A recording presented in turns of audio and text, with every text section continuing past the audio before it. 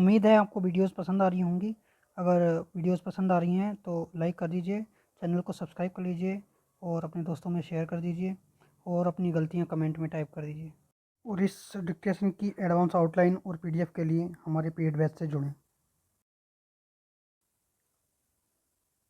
Start. माननीय मुख्यमंत्री जी ने सामूहिक विवाह के तहत गरीब कन्याओं का विवाह कराने का काम किया है। इससे एक संदेश भी जाता है कि किस तरह से गरीब कन्याओं का धूमधाम से विवाह होता है और सामूहिक विवाह के आधार पर वहाँ खर्चा भी कम होता है। हम सबको सामूहिक विवाह को गरीब कन्याओं के विवाह तक सीमित नहीं रखना चाहिए। हमें मध्यम वर्ग, उच्च वर्ग के लोगों को भी सामूहिक विवाह के आधार पर विवाह का आयोजन करने के लिए प्रेरित करना चाहिए। इससे पहले भी हम सब ने देखा है कि बहुत से संत पुरुषों ने, महापुरुषों ने इस तरह के सामूहिक विवाह के लिए बहुत से काम किए हैं।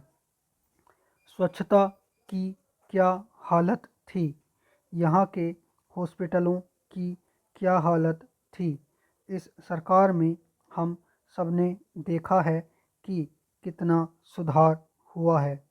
अभी हम सब जब विधानसभा के चुनावों में मध्य प्रदेश, हिमाचल प्रदेश तथा अन्य प्रदेशों में गए तो वहाँ पर लोग हमारी सरकार की भूरी भूरी प्रशंसा करते हैं। उससे हम सबका हृदय मुख्यमंत्री जी के प्रति कृतज्ञता से देखते हुए गदगद हो जाता है। परंतु सदन में हम सबको देखने को मिलता है कि किस तरह से सरकार को काम करने से रोका जाता है। मान्यवर, मैं आज मुख्यमंत्री जी को धन्यवाद देना चाहता हूं कि लोकप्रिय नेता और वित्त मंत्री ने आज लोक कल्याणकारी बजट प्रस्तुत किया। मैं मंत्री जी के बारे में बताना चाहता हूं कि उनको मैंने युवा मोर्चा के समय से सुना है।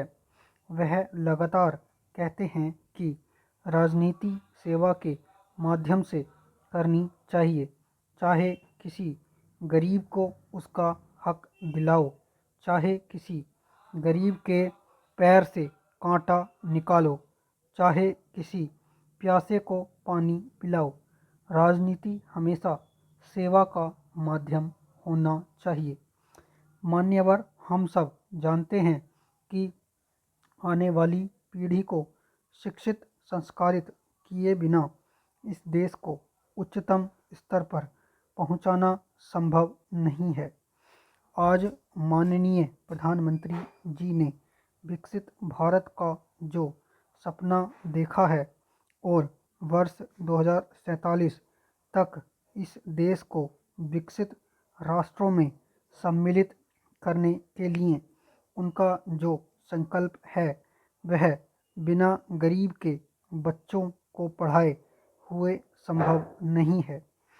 केंद्रीय वित्त मंत्री निर्मला सीतारमण ने आम बजट पेश करते हुए लोक लुभावन योजनाओं से परहेज किया और सुधार एक्सप्रेस को जारी रखने की घोषणा की। उन्होंने किसानों, युवाओं और छोटी कंपनियों पर विशेष ध्यान देने के साथ अर्थव्यवस्था को गति देने के लिए बुनियादी ढांचे पर जोर दिया और सुधारों का खाका पेश किया।